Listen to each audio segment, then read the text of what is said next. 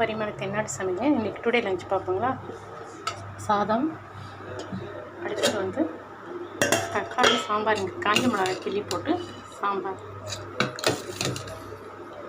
காஞ்ச மிளகாய் கிள்ளி போட்டு சாம்பார். அடுத்தது வந்து பருப்பு ரசம். அடுத்தது வந்து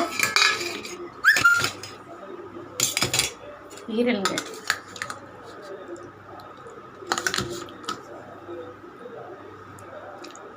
இதுவுமே ஈரல், இது உடம்புக்கு நல்லதுங்க, சரிங்களா. அடுத்தது வந்து நம்ம வீட்டில் நண்டு தொக்குங்க.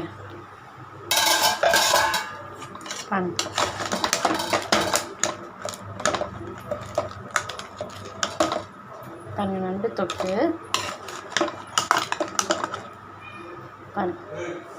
நண்டு தொக்கு பிடிச்சிருந்தா ஒரு லைக் பண்ணுங்கள், ஷேர் பண்ணுங்கள், கமெண்ட் பண்ணுங்கள், சப்ஸ்கிரைப் பண்ணுங்கள். ஓகே, தேங்க்யூ, சூப்பருங்க.